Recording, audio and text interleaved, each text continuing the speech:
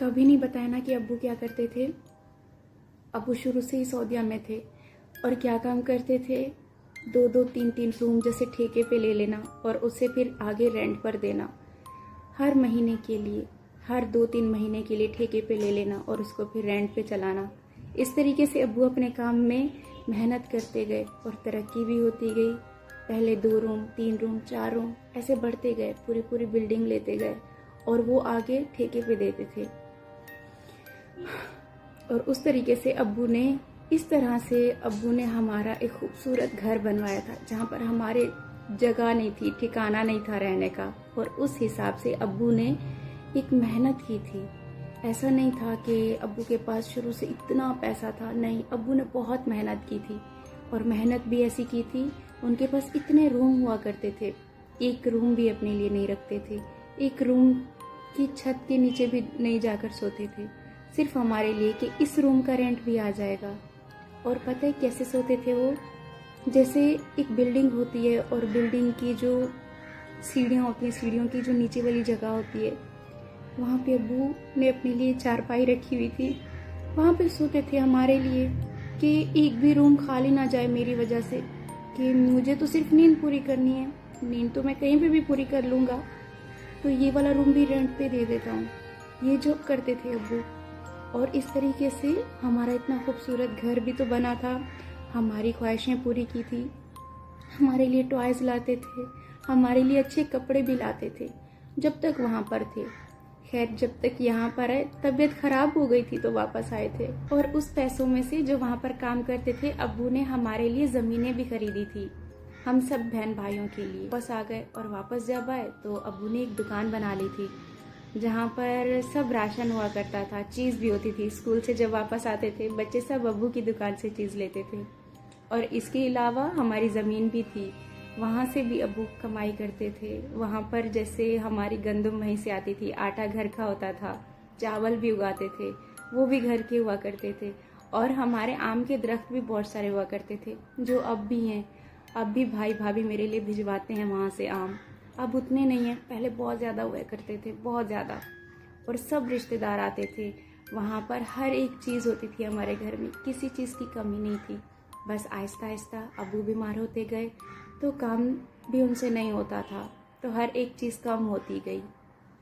अब्बू दिल के बहुत नेक थे और हमेशा यही सोचते थे कि मैं अपने बच्चों की शादियाँ अपने हाथ से करके जाऊँ, अपने हाथों से करके जाऊँ। मैं अल्लाह को क्या जवाब दूंगा? मैंने अपनी बेटियों की शादी टाइम पे नहीं की थी। और इस तरीके से बड़े बहन भाइयों की तो शादी हो गई, एंड में मैं जब बची थी तब मैं छोटी थी, तो अब्बू ने यही सोचा था कि मैं इसकी चलो नहीं करता। मुझे पढ़ने का बहुत शौक हुआ करता था, और जो मैं पहले भी बता चुकी हूँ। लेकिन जब बहुत बीमार हुए तब हमने सोच लिया अब्बू नहीं, हम शादी करेंगे। और इस तरीके से रिश्ता तय हो गया मेरा साजिद के साथ। मेरे हस्बैंड का नाम साजिद है, उसके साथ मेरा रिश्ता तय हो गया और शादी की तैयारियां शुरू हो गई। हर एक चीज़ अब्बू ने शौक से बनवाई मेरे लिए उस टाइम पर, जबकि इतना ज़्यादा जहेज दिया भी नहीं जाता था लड़कियों को। अब्बू ने हर एक चीज़ मुझे दी कि मेरी बेटी को किसी चीज़ की कमी ना हो। मैं इसकी इतनी कम एज में शादी कर रहा हूँ, किसी के घर पे भी जाकर कुछ भी ना मांगे, जैसे सुई में धागा डाल कर दिया था। हर एक चीज़ मुझे दी। मेरे पास फ्रिज और टीवी नहीं था उस टाइम पर, फ्रिज टीवी देने का इतना रिवाज नहीं था। बाकी सारा फर्नीचर, सारे बिस्तर, इतना बिस्तर थे कि मेरे घर पर 10-12 मेहमान, 15 मेहमान भी आ जाए तो बिस्तर कम नहीं पड़ते। उस टाइम पर अब्बू ने इतने ज़्यादा दिए थे। और घर के यूज़ के लिए अलग थे, नए बिस्तर अलग थे, और बिस्तर भी सारे कलरफुल। अब्बू को शौक कलर बहुत पसंद थे। और जब मेरी शादी से पहले अब्बू बिस्तर बनवाते थे ना, बीमार थे ना, तो चारपाई पे बैठ के बोलते थे, ये वाला जो कलर लेकर आई हो ना, अम्मी को कहते थे, ये बिल्कुल भी अच्छा नहीं है, ये मत रखना इसके जहेज में, ये कलर मुझे अच्छा नहीं लग रहा। और बाकी सारे कलर अब्बू ने रखवाए, जो कुछ भी अच्छा नहीं लगता था सब पे उंगली रख के बोलते थे, ये वाला कलर अच्छा नहीं है, ये मेरी बेटी के जहेज में मत रखना।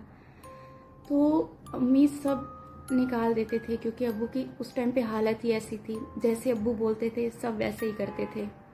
और हालात भी कुछ ऐसे थे, तो अब्बू ने मुझे गोल्ड भी देना था, क्योंकि बाकी सब बच्चों को दिया था। मेरे टाइम पे हालात सही नहीं थे, ऐसा नहीं था कि मुझे ना देते, मुझे भी दिया था। अब्बू ने जो ज़मीन से पैसे आए थे, जो उनकी शॉप से थे, जो उन्होंने कुछ जमा किए हुए थे, उन्होंने मेरे लिए गोल्ड बनवाया था और बहुत शौक से बनवाया था वो गोल्ड। और वो चाहते थे कि वो कब मुझे पहनने हुए देखेंगे। और वो उस दिन आया था, शादी से 2 दिन पहले गोल्ड मिला था जहाँ बनवाने दिया था।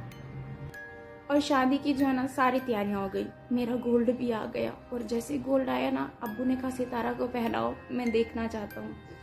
तो अम्मी मेरे लिए मेरे गोल्ड के जो कड़े थे ना वो लाई थी कि बस यही पहन के दिखा दो, जो गोल्ड का सेट है उसे तुम शादी वाले दिन ही पहना, पहले मत पहनो। तो मैंने वो कड़ा पहन कर दिखाया और उसमें शादी की रिंग भी थी, वो भी पहन के दिखाई। और अब्बू ने कहा ऐसे हाथ अपने ऊपर करके दिखाओ कलाई, मैं वो भी दिखाया। तो रोने लग गए थे, लेकिन सबने चुप करा दिया था कि कोई बात नहीं, तुम्हारी बेटी ज़्यादा दूर नहीं जा रही, बहुत पास है, जब दिल करना तब आ जाना। तो बहुत ज़्यादा खुश थे अब्बू मुझे देख के। और बस देखते देखते मेरी रुखसती आ गई, सब कुछ ठीक चल रहा था।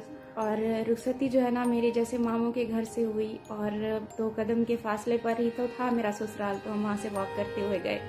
और जैसे दूल्हा दुल्हन साथ में सब चलते हैं, ऐसे चलते जा रहे थे। तो अब्बू ने जैसे मुझे दुल्हन में देखा, पहले तो आ ही नहीं रहे थे, रूम में ही थे, लेकिन सब लेकर आए। तो अब्बू के पास उनका एक छोटा सा रुमाल था, वो मुझे अब भी याद है, जो उन्होंने यहाँ पे रखा हुआ था, हटाया नहीं, क्योंकि अब्बू के ऐसे आंसू रुक ही नहीं रहे थे, इतना ज़्यादा रो रहे थे। तो और घर तो सिर्फ 2 कदम के फासले पर था, सब चलते हुए गए, अब्बू भी साथ में चलते रहे, बस रोते ही रहे जब तक चलते रहे। उनके मुंह पे ऐसे, आंखों पे ऐसे रुमाल रखा हुआ था, बार बार आंखें साफ कर रहे थे, सब चुप कराने में लगे थे। तो बस वहाँ दरवाजे तक मुझे छोड़ा, आगे नहीं आए। और दिल उस टाइम पे बहुत ज़्यादा ऐसे टूटा हुआ था अब्बू की हालत देखकर। तो उसके बाद फिर मैं उस टाइम पे अब्बू से नहीं मिली थी। फिर अब्बू पूरी रात यहाँ पर भी घर पे आके रोते रहे, सबको यही बोलते रहे, आप किसको बोलोगे चाय बना कर लाओ। सितारा को बोलते थे ना हमेशा, ये मेहमान आया तो चाय लेकर आओ, ये आ गया सितारा उठो चाय बना कर लो, सितारा उठो पानी दो, सितारा उठो खाना गर्म करके दो, सितारा उठो रोटी बना कर दो, अब किसको बोलोगे। तो जब तक उनका दिल भरा हुआ था तब तक वैसी बातें करते रहे। मेरी शादी हो गई, हमारी अरेंज मैरिज थी जैसे कि अब्बू की मर्जी से हुई, लेकिन सब बहुत अच्छे थे फैमिली में। और स्टार्टिंग में तो ऐसा ही होता है कि सब बहुत अच्छे होते हैं, और मुझे लगता है कि इंसान तो सब बराबर है, सब एक जैसे हैं, सब अच्छे होते हैं। शायद कुछ गलतियां और कुछ बातों को नज़रअंदाज करके रिश्ते आगे बढ़ाए जाते हैं, जो कि आज की दुनिया ऐसी नहीं है। किसी की गलती, किसी की मिस्टेक नहीं, उसको नज़रअंदाज नहीं करना, उसके पीछे पड़ जाना है, जिसकी वजह से रिश्ते कमज़ोर पड़ जाते हैं, टूट जाते हैं। रिश्ते कभी भी झुकना नहीं सीखते, हमेशा ये सोचते हैं कि हम किसी से कम क्यों, हमने फलां की गलती मिस्टेक पकड़ी है तो हम उसको कभी भी माफ़ नहीं करेंगे और पूरी दुनिया में बताएंगे ये ऐसी वो ऐसे। तो इस वजह से रिश्ते ख़राब हो जाते हैं। गांव में हमारा घर था जहाँ पर मेरी शादी हुई थी, बहुत ज़्यादा सर्दियों में हुई थी शादी। सब वहाँ पर आए, सबने साथ में पिक्चर खिंचवाई, मेरी शादी की वीडियो भी बनी थी, मूवी भी बनी थी, फिर कभी दिखाऊंगी मूवी मिली तो। सब वहाँ पर बैठे थे, बहुत अच्छा टाइम गुजरा। और जैसे एक न्यूली ब्राइड होती है, नई नई दुल्हन होती है, सब बहुत अच्छे से मिलते हैं, प्यार देते हैं, कितना अच्छा लगता है ना। और जैसे ही सुबह हुई हम उठे और मुझे अब्बू से मिलना था। अब्बू नहीं थे, अब्बू जा चुके थे वापस हमारे घर। हमारा घर वहाँ से अच्छा खासा दूर था, तो सबने यही कहा कि तुम फिर चली जाना कुछ दिन तक। तो मैंने कहा ठीक है, कुछ दिन तक मैं अपने मैके जाऊंगी। और कुछ दिन बाद फिर मैं गई भी थी, सब कुछ बहुत अच्छा चल रहा था। और उसके बाद 2-3 दिन बाद जो है ना, मैं अब्बू से मिलने के लिए गई। इतना ज़्यादा अब्बू खुश हुए, मैं अपने मैके गई थी, मुझे भी जाने की बहुत ज़्यादा खुशी थी। जैसे मैं वहाँ पर गई, अब्बू ने हमारे लिए खाने बनवाए, इतने ज़्यादा खुश थे, बहुत ज़्यादा, कि मेरी बेटी आई हुई है। और मुझे देख के कि मैं खुश हूँ अपने हस्बैंड के साथ, तो बहुत ज़्यादा खुश थी उस बात पे। और बस मैं वहाँ पर एक रात ही रही थी और फिर हम लोग वहाँ से वापस आ गए अपने घर। फिर वो लास्ट टाइम ही था मैंने अब्बू को देखा। उस टाइम पे भी मैंने अब्बू को रोते हुए ही छोड़ा था। फिर मैं वहाँ से चली गई अपने ससुराल। वहाँ पर जाते ही कुछ दिन तक मेरे हस्बैंड की तैयारी शुरू हो गई, जहाँ पे वो जॉब करते थे। हमारे गांव से बहुत ज़्यादा दूर था, 700 किलोमीटर तकरीबन ऐसे ही दूर था जहाँ पे जॉब करते थे गांव से कराची तक। और वो अकेले ही जा रहे थे। फिर मेरी अम्मी अब्बू सब ने यही कहा कि सितारा छोटी है, अकेली कैसे रहेगी पीछे, और अभी तो शादी हुई है, कुछ ही दिन हुए हैं और तुम इसे ऐसे छोड़ के जा रहे हो, इसको साथ में लेके जाओ। तो मेरे हस्बैंड ने कहा ठीक है, मैं इसे साथ लेके चलता हूँ। फिर हम साथ में गए। वहाँ पर 2 रूम वाला घर था। एक रूम मेरे पास था और एक रूम और हमारे रिश्तेदार थे उनके पास था। रेंट वहाँ पर बहुत ज़्यादा थे। मुझे नहीं पता था कि इतने ज़्यादा रेंट भी होते हैं। मैं तो पहली दफ़ा निकली थी। मेरा बचपन शुरू से ही मेरे उसी घर में ही गुजर गया। मैं इधर उधर कहीं पे भी नहीं गई, किसी शहर पे घूमने नहीं जाते थे, बस अपने गांव से अपने घर तक, स्कूल से घर तक। और पहली बार मेरा जाना था इतने बड़े सिटी में। पहली बार मैंने सफ़र किया था ट्रेन का और बहुत अच्छा भी लग रहा था और कुछ अजीब भी लग रहा था, अपने माँ बाप से इतना ज़्यादा दूर जा रही हूँ। और वहाँ पर जाते ही मेरे हस्बैंड ने मुझे कुछ बर्तन ला कर दिए, छोटे छोटे चाय के, छोटी सी देगची जिसमें हम 2 लोगों का खाना पक सके, छोटा सा चम्मच, 1-2 प्लेटें, बस इतने से ही कुछ बर्तन लिए थे। और वहाँ पर हम अपना खाना बनाया करते थे। मुझे खाना इतना नहीं आता था, थोड़ा बहुत जितना सीखी हुई थी। मेरे हस्बैंड शुरू से बहुत अच्छी कुकिंग करते थे। आहिस्ता आहिस्ता उनसे पूछ पूछ के बना लेती थी कि घर पे जो है ना खाना बना कर रखूँ। एक और बात बताऊं, मैंने कभी भी बड़े कपड़े नहीं धोए थे, मतलब सिर्फ अपनी यूनिफॉर्म ही वॉश किया करती थी। पहली दफ़ा मेरे हस्बैंड ने मुझे अपना वाइट ड्रेस दिया वॉश करने के लिए और ख़ुद जॉब पे चले गए। उन्होंने मुझे कहा कि ये वाइट सूट है तो तुमसे मुश्किल से धुलेगा, पहले तुम ऐसे करना, पानी गर्म कर लेना, पानी गर्म करके टब में डाल देना और उसमें इनको 1-2 घंटा के लिए भिगो के रख देना, फिर बहुत अच्छे से ये धुलेंगे जब तुम धोगी। फिर मैंने वैसा ही किया और ब्रश लिया, उसको रगड़ रगड़ रगड़ के जब शाम को वापस आए मेरी उंगलियों पे ऐसे छाले बन गए थे। फर्स्ट टाइम मैंने ये कपड़े धोए और मुझे ऐसे लगता था कि शादी करना कितना मुश्किल काम है, इतना, ये तो आज मेरा फर्स्ट डे है और मुझसे कपड़े धो ही नहीं जा रहे और मुझे पूरी ज़िंदगी के लिए सारे काम करने हैं। खैर आहिस्ता आहिस्ता फिर रूटीन तो बाद में बन जाती है, लेकिन स्टार्टिंग में बहुत प्रॉब्लम हुआ। जैसे खाना बनाना, मेरी तो इतना जल्दी उठने की आदत भी नहीं थी, बहुत ज़्यादा जिम्मेदारियाँ आ जाना, ये सब मैनेज करना आहिस्ता आहिस्ता आदत पड़ जाती थी। और बस ऐसे ही कुछ दिन गुजर रहे थे वहाँ पर। और ऐसे ही अचानक एक दिन फ़ोन आया कि किसी की डेथ हो गई है और सब परेशान हो गए। एकदम से ऐसे ना दिल को झटका लगा। तो मैं पूछ रही थी तो कह रहे थे वो फलां फलां कोई है, तो जाना है तो तुम्हें भी जाना पड़ेगा, तुम अकेली पीछे क्या करती रहोगी। तो फिर मैंने कहा ठीक है, मैं भी साथ में चलती हूँ।